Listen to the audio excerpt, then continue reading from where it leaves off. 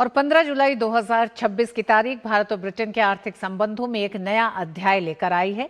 इसी पर आधारित हमारा विशेष है भारत ब्रिटेन साझेदारी में महत्वपूर्ण क्षण। दो विशेष मेहमान हमारे साथ जुड़ रहे हैं। प्रोफेसर सचिन चतुर्वेदी, आप कुलपति नालंदा यूनिवर्सिटी और अर्थशास्त्री हैं। बहुत बहुत स्वागत है आपका प्रोफेसर साहब। और हमारे साथ प्रोफेसर अभिजीत दास, पूर्व प्रमुख WTO सेंटर IIFT, आप दोनों का ही बहुत बहुत स्वागत है। प्रोफेसर सचिन, आपका रुख सबसे पहले करते हैं और सबसे पहले तो यही जानना चाहेंगे कि आपका फर्स्ट रिएक्शन आज से लागू हो गया है, इसे बेहद एम्बिशियस एस्पिरेशनल कहा गया है इस पूरे ट्रेड डील को। बड़े परिवर्तन 5 अगर हम आपसे पूछें भारत की अर्थव्यवस्था से लेकर दोनों देशों के संबंधों में।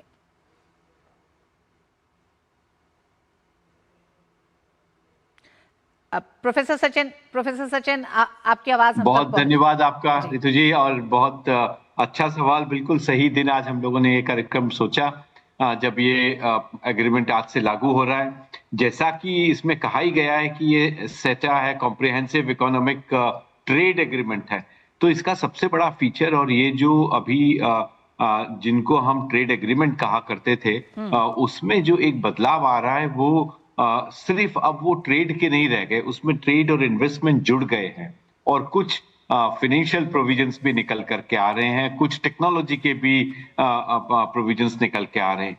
तो ये एक बड़ा बदलाव जो हमारे ट्रेड के जो एग्रीमेंट्स हैं, जो व्यापार से के जो समझौते हुआ करते थे, उसमें अब ये एक महत्वपूर्ण पड़ाव और महत्वपूर्ण बदलाव हुआ है। तो जो पीछे अभी हमने 21 अलग अलग FTA किए हैं, आप देखेंगे कि धीरे धीरे हर एग्रीमेंट में हम लोगों ने उनका एम्बिशन का लेवल बढ़ाया है। तो सबसे बड़ी और सबसे पहली बात यह है कि ये सिर्फ व्यापार समझौता नहीं है, ये व्यापार के साथ जो इन्वेस्टमेंट है, जो टेक्नोलॉजी का प्रोविजन है, जो फाइनेंस की बात है, वो सबको मिलाकर के ट्रेड, इन्वेस्टमेंट, टेक्नोलॉजी, फाइनेंस, चारों को मिला के ये एक समझौता हुआ। ये बिल्कुल पहला और सबसे महत्वपूर्ण है। दूसरा, भारत के अंदर जो कृषि और बाकी जो हमारे प्राइमरी सेक्टर्स हैं, उनके लिए जीरो टैरिफ पे, तो अभी तक जितने हमारे प्रोडक्ट थे उनमें से सिर्फ 48% ऐसे थे जिनमें किसी तरह का कोई एग्जेम्पशन होता था। अब वो बढ़ करके 100% के बिल्कुल करीब पहुंच चुका है। तब आप देखती हैं कि जो एग्रीकल्चर से रिलेटेड हमारे एक्सपोर्ट्स होंगे, जो हमारे बाकी प्राइमरी प्रोडक्ट्स होंगे और वैल्यू एडेड भी, उन सभी को अब एक राहत मिली है। तीसरा और महत्वपूर्ण जो मुद्दा मुझे लगता है, वो दोनों देश सर्विस प्रधान देश हैं, जैसा आपकी रिपोर्ट में भी आपने कहा। और जो अभी का एम्बिशन का जो हमारा लेवल है और जो अभी हम देख रहे हैं सर्विसेज सेक्टर में, ट्रेड में, ऑब्वियसली इंडिया का सरप्लस है, $22 बिलियन का हम एक्सपोर्ट करते हैं, 14 बिलियन का सर्विसेज हम इंपोर्ट करते हैं। अब इसके अंदर यूके ने और भारत ने, दोनों ने अपने एम्बिशन लेवल्स को बढ़ाया है। तो इसके अंदर अगर आप देखेंगी तो एक बड़ा हिस्सा जो इंडिया ने 107 सेक्टर्स में इसमें अपनी एम्बिशन लेवल्स को सामने ला करके रखा है, वहीं यूके ने 137 सेक्टर्स को सामने ला करके रखा है। तो ये जो एक म्यूचुअल विश्वास निकल के आया है, जो एक ट्रस्ट निकल के आया है, और ये प्राइम मिनिस्टर की जो सीधा एंगेजमेंट ट्रेड के साथ हुआ, और उसके बाद लगातार जो तीनों चारों प्रधानमंत्री रहे यूके के 22 से लेकर के 26 तक, हर प्रधानमंत्री के साथ जब भी ये बातचीतों का दौर चला तो एक विश्वास की बात हुई। बिल्कुल लंबा समय जरूर लगा प्रोफेसर सचिन, एक लंबा समय लगा, लेकिन ये एक बड़ी बात रही कि भारत और यूके के बीच में ये ट्रेड डील कोई नए क्षेत्रों को लेके आया है, जो आने वाले समय में विकसित राष्ट्रों से जब भारत और FTA करेगा तो उसमें ये क्षेत्र और मजबूत होंगे। क्योंकि जब नए क्षेत्रों की बात की है, प्रोफेसर अभिजीत हमारे साथ जुड़े हुए हैं पॉलिसी नेगोशिएशंस की, उसमें एक डिजिटल का क्षेत्र बहुत बड़ा रहा। डिजिटल व्यापार किस तरह से भारत में ये छोटे उद्योगों के लिए एक नया मौका होगा? बहुत बहुत धन्यवाद मुझे इस कार्यक्रम में सम्मिलित करने के लिए। जैसे प्रोफेसर सचिन ने कहा, एक्सपोर्ट्स के बहुत नए अपॉर्चुनिटीज खुलेंगे, लेकिन यह ध्यान में रखने वाली बात है कि निगोशिएशन में आदान प्रदान होता है। कुछ क्षेत्र में हमें फायदा होगा, कुछ क्षेत्र में यूके को फायदा होगा। और मेरी जो एनालिसिस है उस हिसाब से डिजिटल क्षेत्र में हम लोगों ने कुछ कंसेशंस दिए हैं, जैसे सोर्स कोड डिस्क्लोजर पे प्रोहिबिशन है। इसमें सरकार को आने वाले वर्षों में एआई को रेगुलेट करने में सरकार की हाथ कुछ बंध जाएगी। उसी हिसाब से कुछ प्रावधान हैं जो मैंडेटरी नहीं है, बेस्ट एंडेवर हैं, कि जो सरकार की डेटा है उसमें सरकार प्रयास करे कि इसको जिस हद तक हो सके उसको पब्लिक डोमेन में लाया जाए। तो इससे जो हमारा डिजिटल एडवांटेज है वो शायद उसमें थोड़ी बहुत कमी आएगी। तो डिजिटल क्षेत्र में मैं बहुत उत्साहित नहीं हूं, लेकिन यह जरूर है कि गुड्स के क्षेत्र में हो या सर्विसेज के क्षेत्र में हो, उत्साह की संभावना अवश्य बनती है। हमारे एक्सपोर्टर्स को यह चाहिए कि जो रेगुलेटरी कंप्लायंसेस हैं, जो रेगुलेटरी रिक्वायरमेंट्स हैं, या एग्रीकल्चर के क्षेत्र में जो ट्रेसेबिलिटी रिक्वायरमेंट्स हैं, उन सब मापदंड पे खड़े होकर ये जो बड़ा एक्सपोर्ट अपॉर्चुनिटी आया है उसका लाभ उठा सकें। यदि लाभ उठा सकते हैं तब इसमें कोई संशय नहीं मेरे मन में कि हमारी एक्सपोर्ट्स में वृद्धि होगी। और यहां यह बतलाना जरूरी है कि यूके के डिपार्टमेंट ऑफ इंटरनेशनल ट्रेड ने एक स्टडी किया है जिसमें उन्होंने कुछ बहुत ही इंटरेस्टिंग और रेलेवेंट आंकड़े दिए हैं। उन आंकड़ों के हिसाब से आज से लेकर 2040 तक करीब अगले 14-15 वर्षों को यदि हम देखें, तब इस सीटा के वजह से इंडिया का एक्सपोर्ट यूके में बढ़ेगा करीब 10 बिलियन पाउंड्स और इंडिया का इंपोर्ट बढ़ेगा यूके से करीब 15 बिलियन पाउंड्स। यह एक सांकेतिक अंक सब है, लेकिन इस पे हमें ध्यान देना होगा।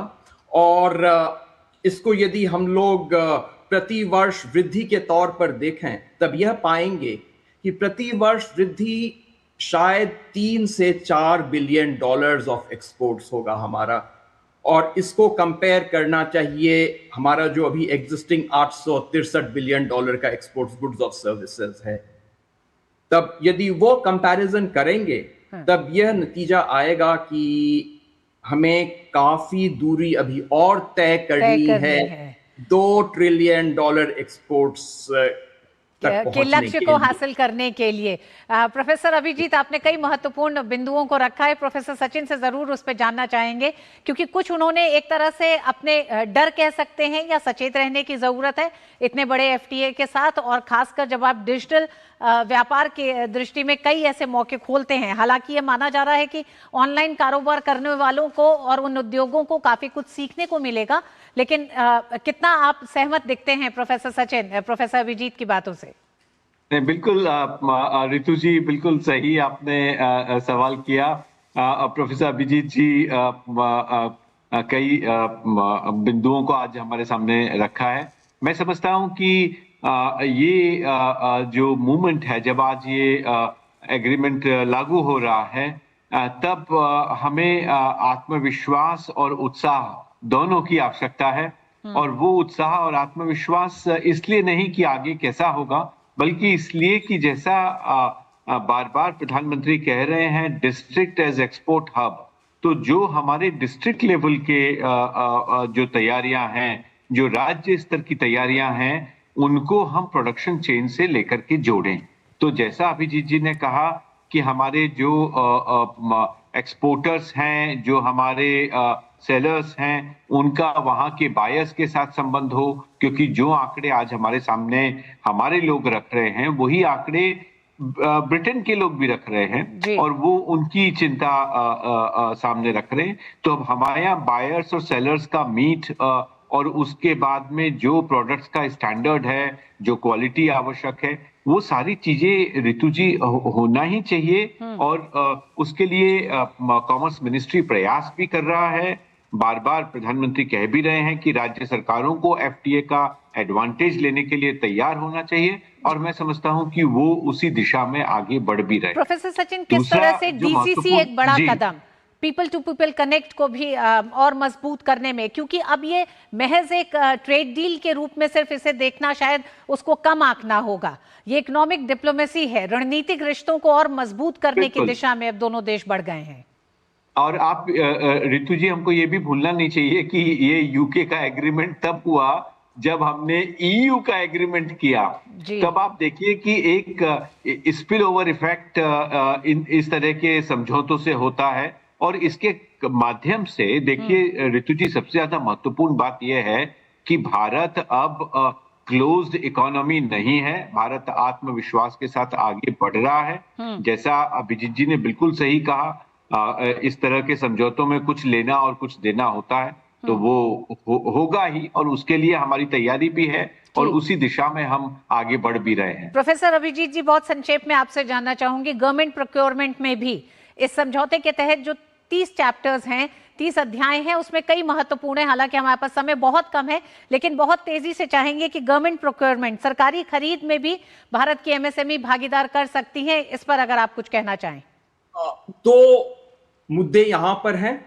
यदि आप ग्रेट ब्रिटेन में देखें तो ग्रेट ब्रिटेन अपने गवर्नमेंट प्रोक्योरमेंट में विद इन यूके और विद फ्रॉम यूरोपियन यूनियन, इसको छोड़कर मात्र 10 बिलियन पाउंड्स प्रोक्योर करता है।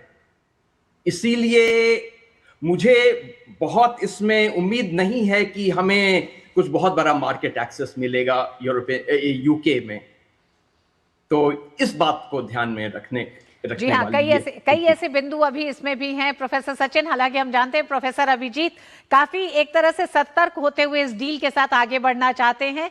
हालांकि ये डील दोनों ही देशों की अर्थव्यवस्थाओं को तो मजबूत कर रही है, आने वाले समय में कई बड़ी अपॉर्चुनिटीज भी और विभिन्न नए क्षेत्रों में जो नेगोशिएशन हुए उसके तहत आगे बढ़ रहे हैं। विशेषकर अगर कहें तो छोटे उद्योगों और स्टार्टअप्स को एक बड़ा ग्लोबल मार्केट मिलने जा रहा है। एमएसएमई को भारत की एक बड़ा बूस्ट मिलने जा रहा है, मैन्युफैक्चरिंग सेक्टर को एक बड़ा बूस्ट होगा। उम्मीद है आप लोगों से और विस्तार से बात होती, लेकिन समय कम है। बहुत बहुत धन्यवाद प्रोफेसर अभिजीत, प्रोफेसर सचिन।